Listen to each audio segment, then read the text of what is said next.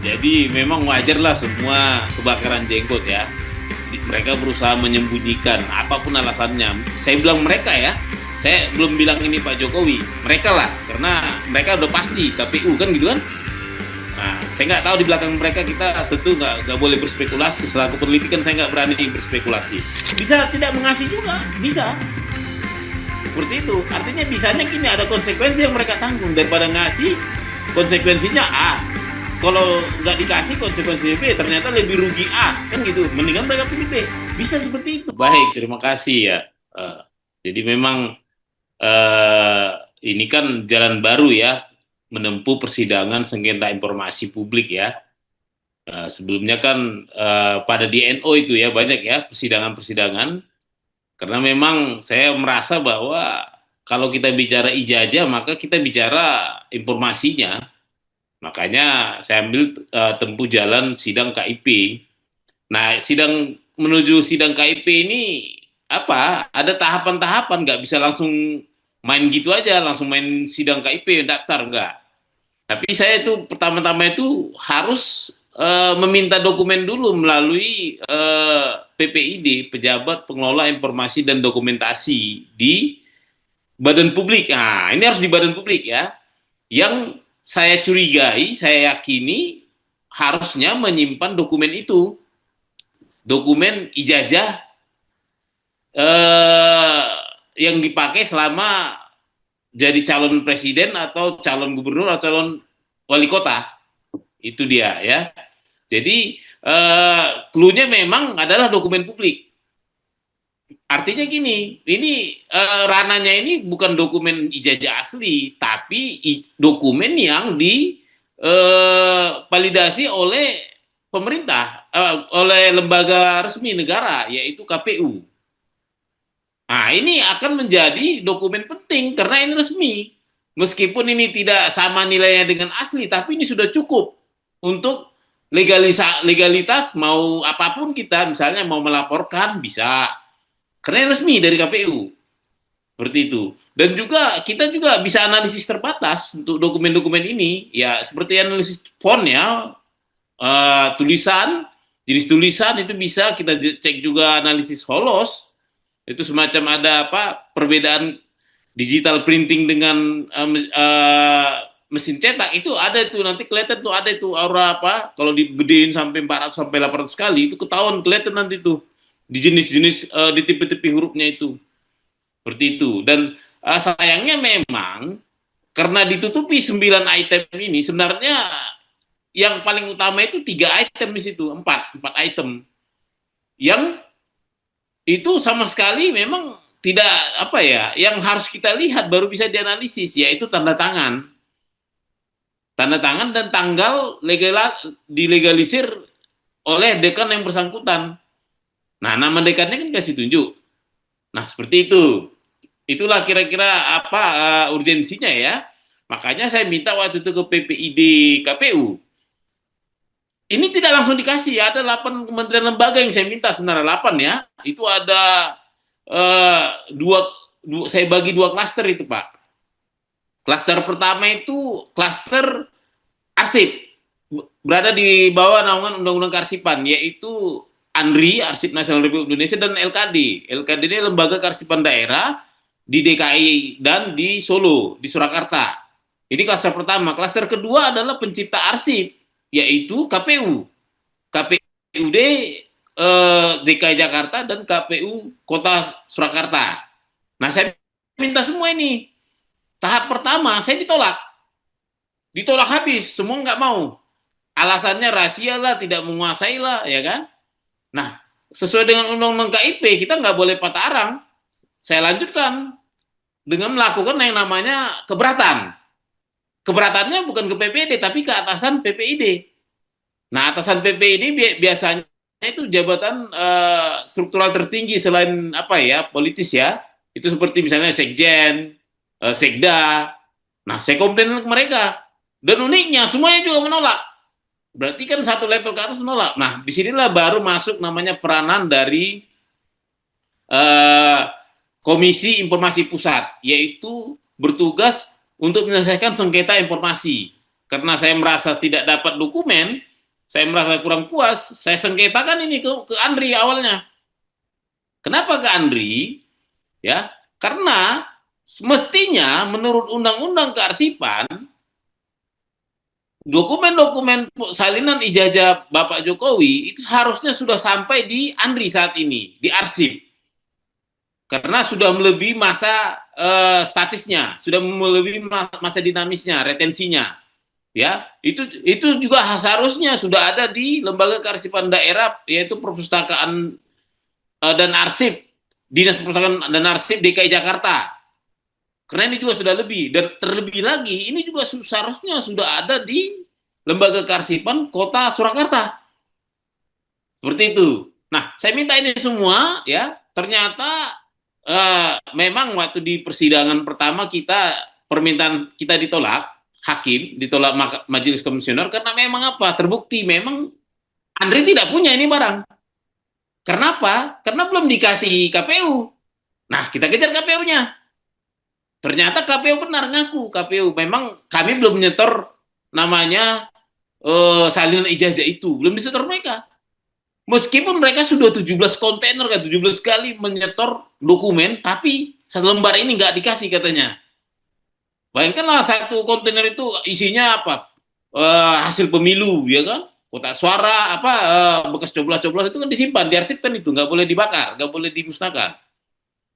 Nah itulah Pak, dari situlah berangkat, kita sekarang setelah diputuskan Andri, kita percaya diri nih, sekarang kita ke KPU.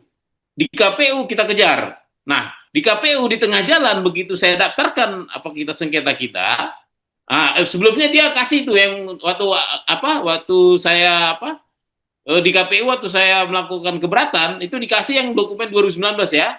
Nah, saya ralat tadi ya, ternyata KPU level sanggah keberatan itu atasan PPD-nya ngasih dokumen satu yang namanya salinan ijazah tahun 2019 ya. Nah, tapi yang saya mintakan ada 3 ke mereka ini. Ada dua, satu ijazah, satu lagi dokumen-dokumen verifikasi. Nah, untuk ijazah saya minta ijazah dua ya, ijazah tahun 2014, tahun 2019. Untuk berita acara juga itu untuk berita acara memvalidasi ijazah tahun 2014 dan juga ijazah tahun 2019. Nah, seperti itu. Nah, begitu kita waktu itu dikasih 2019, satu aja di antara 4 permintaan kita sebenarnya 4 ya, itu yang di 2019 itu dihitam-hitamin 9 item. Jadi 9 item ini kita nggak bisa lihat apa ini tanda yang seperti tadi ada nama, NIM, tanda tangan, tanggal pengesahan, seperti itu. Gitu kira-kira Pak. Paling penting itu ada 4 ya. 4. Tanda tangan rektor yang menandatangani ijazah, tanda tangan dekan yang menandatangani ijazah, tanda tangan dekan yang menandatangani legalisir, dan tanggal dia legalisir. Yang 4 ini sebenarnya yang penting. Karena ini apa? Ini mengandung data unik, identik, yang sangat susah ditiru. Seperti itu. Apalagi menyangkut tanggal kapan dia leges, itu kan ketahuan tuh. Tanggal leges itu kan bisa dicek nanti di log permintaan legalisir. Bisa dikonfirmasi itu nanti. Nah, ini dihilangin semua nih. Belum, nanti kita tunggu ini. Kan memang peraturannya itu 14 hari kita tunggu setelah putusan Komisi Informasi Pusat. Kalau nanti ternyata 14 hari ini mereka tidak melakukan upaya banding ke petun KPU-nya, maka itu secara otomatis harus diberikan ke KIP dan kepada saya melalui KIP. Nah, jadi kita tunggu aja, berharap jangan nanti KPU menggunakan yang seperti saya bilang jangan nanti KPU menggunakan uang rakyat melawan rakyat. Ya kan, kecuali dia bisa membuktikan bahwa dokumen yang saya minta ini untuk pribadi, kan tidak. Saya bagi semua kan langsung, begitu saya dapat kan langsung saya share ke publik. Artinya, keterbukaan judul undang-undangnya kan KIP ya, keterbukaan informasi publik. Artinya, saya kasih memang ke publik, nggak untuk saya Pak. Makanya saya bilang ini kemenangan rakyat. Kenapa? Rakyat itu publik. Jadi artinya kalau ini untuk publik, berarti publik juga yang menggaji KPU kan. Nah, masa dia juga yang ini uang kita menggaji dia, ya kan, melalui APBN, terus dia pakai pengacara melawan kita. Dia pakai orang-orang kantornya, operasional dia ke persidang petun lawan kita. Jangan sampai seperti itu. Makanya kita mohon nanti DPR, tolong awasin itu KPU. Mungkin Komisi 2 ya. Tolong awasin. Jangan sampai uang rakyat dipakai untuk melawan rakyat. Saya kan sederhananya gini Pak. Saya kan peneliti. Nah, RRT juga peneliti. Kebetulan mereka sudah bertesis, sudah ada tesisnya. Ya kan? Saya baru hipotesis. Nah, kami ini kan sesama peneliti ini pasti kesamaannya di data, kebutuhan persinggungan kami semua sesama peneliti kan di data. Bedanya saya memakai data sekunder atau primer, kalau mereka memakai data pendukung yang dari Dian Sandi.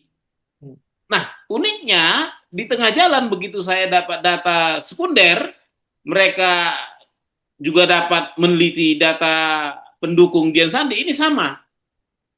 Artinya ini apa boleh dibilang penelitian mereka itu menjadi tervalidasi.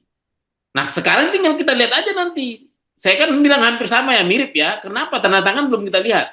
Begitu nanti tanda tangan yang difotokopi ini identik dengan yang di Dian Sandi, ya positif. Mereka tidak salah meneliti sampel.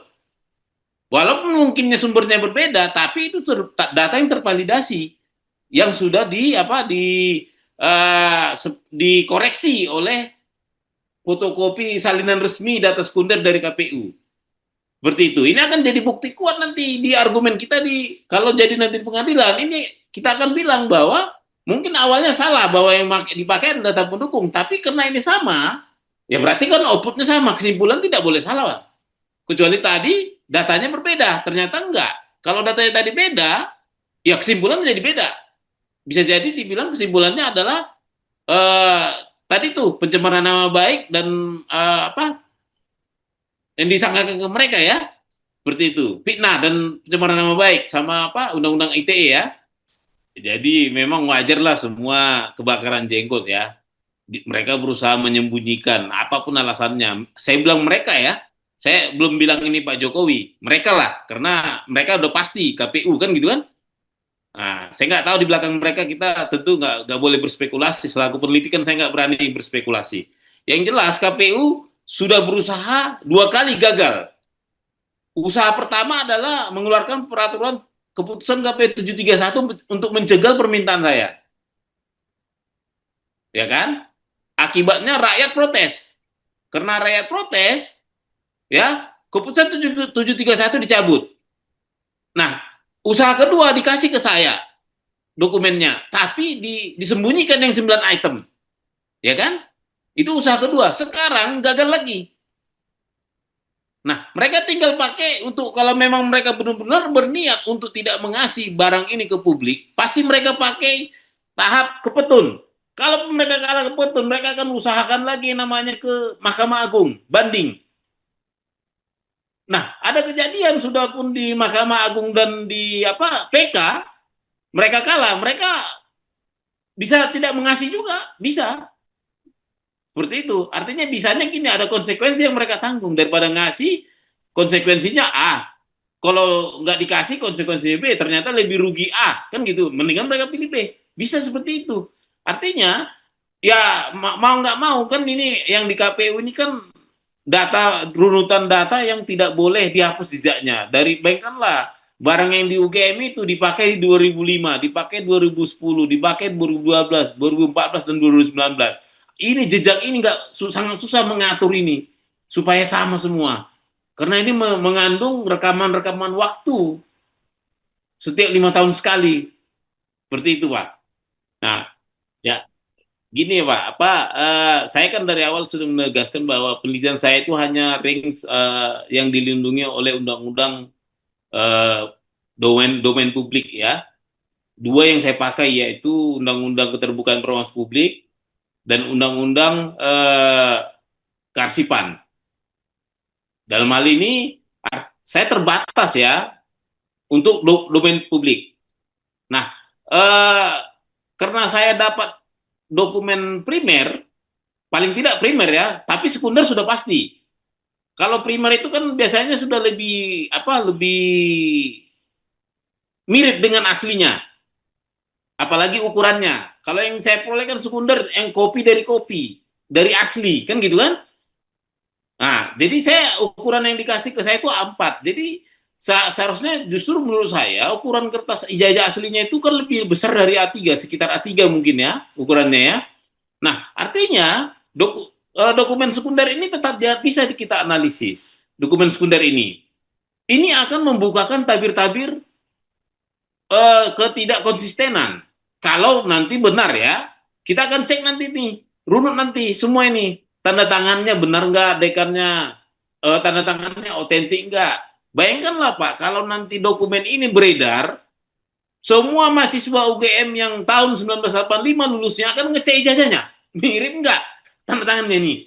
Ya kan? Terus semua mas UGM Fakultas Kehutanan yang pernah melegeskan ijazahnya di dekan fakultas di dekannya, dekan yang sama, akan ngecek juga benar nggak tanda tangannya ini. Ini dampaknya akan sangat global di Indonesia secara nasional, khususnya untuk lingkup UGM ya. Nah, akan menjadi menurut ini apa dari apa ya, dari pemberitaan Mas Rosuryo, dia sudah nemu sebenarnya dari hal foto-foto COVID, tinggal masalah memvalidasi saja. Sudah ketemu dia. Ada yang tidak sinkron, ada yang tidak konsisten, tapi saya belum tahu. Ya, saya juga nggak mau bertanya, takut nanti saya jadi nggak netral ya. Artinya tunggu aja, saya tunggu butuh data yang valid 100%. Tuh. Nah, mengenai kemarin yang bersamaan itu, saya juga sebenarnya khawatir Pak. Waktu itu, wah ini kok semua terkait berita Jokowi numpuk jadi satu. Ada pengadilan di Solo Pak, ya kan? Ada Bon Jovi, ada saya, ya kan? Ada kasus Pak Bang Egy Sujana dan Bang apa DHL ya, yang katanya sudah ketemu dengan Pak Jokowi. Ini kan kuota sosial itu kan berbeda, terbatas. Kita itu saling timpa ini di media sosial petanya Pak, ya kan? Nah, tapi untungnya saya lihat yang lebih booming itu adalah masalah KIP ini, keputusan ini, karena ini memang sangat ditunggu-tunggu publik. Nah, saya begitu saya kemarin semua TV, stasiun TV sudah langsung mengatur ini, karena memang mereka tahu ini sangat urgent. Ya, kalau ijazah asli nggak ada, bagi saya sendiri, saya nggak perlu lagi ijazah asli. Itu apa? Toh presiden pun ada, gubernur pun ada, wali kota pun ada, bukan karena aslinya, tapi karena fotokopinya. Betul nggak? Kenapa? Dari dokumen-dokumennya, saya tahu. Dari dokumen dari KPU, ternyata tidak ada namanya berita acara klarifikasi. Tidak ada namanya berita acara autentikasi. Yang menyandingkan ijazah asli dengan fotokopi. Nggak ada. Kasarnya gini, Pak. Saya bisa jamin tuh tidak ada satupun lembaga negara di Indonesia ini dari 2005 ke 2025 yang pernah melihat ijazah asli itu. Yang hanya melihat itu, siapa coba yang pernah melihat itu Pak asli? Bukan orang yang berkepentingan di badan publik. Relawan, ya kan? Pengacara. Beliau ya yang tiga ini. Sementara beliau ini pejabat publik. Badan publik pun tidak pernah melihat coba. Nah ini menjadi big question yang tetap kita bilang bahwa ini hipotesis ya. Artinya kita juga bisa aja memang peluang itu 1%. 99% mungkin peluang itu palsu. Ya, tapi tetap 1% itu tetap bisa jadi terjadi kan? Seperti itu Pak. Makanya saya bilang ini hipotesis ya. Itu menurut saya Pak. Kita ini apa ya?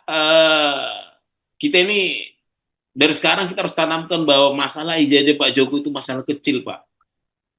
Beliau itu terlalu kecil untuk kita bicarakan dalam sebuah sistem negara yang kacau balau. Beliau itu hanya operator penyelenggaraan pemilu.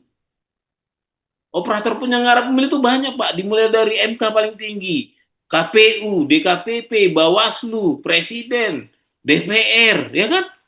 Bahkan kita juga pemilih rakyat. Kita ini operator pemilu. Saya sekarang sedang memperbaiki sistem Pak. Kalau sistemnya rusak, semua operator akan rusak.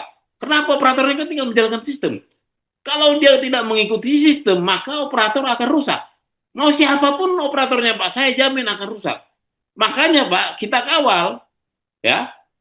Senin depan publik silakan kawal keputusan Mahkamah Konstitusi yang saya uji agar kedepannya ijazah-ijazah palsu tidak boleh lagi lolos di sistem pemilu kita, di sistem penyelenggaraan pemilu kita, baik itu mau sebagai caleg, capres, calon kepala daerah, ini harus dikunci Pak. Kenapa? Rejim pemilu ternyata memang hanya meminta fotokopi. Nah ini celakanya. Cukup fotokopi sudah bisa jadi anggota mendaftar jadi caleg. Bahkan tidak perlu diverifikasi untuk caleg. Tapi untuk kepala daerah dan presiden, dia bilang diverifikasi. Verifikasi itu kan sifatnya administratif. Malah dia bilang kalau mencurigakan baru namanya diklarifikasi. Kalau mencurigakan. Sekarang siapa yang mau mencurigai incumbent? Siapa yang mau mencurigai presiden menjabat? Siapa yang mau mencurigai kepala daerah menjabat? Seperti itu, Pak.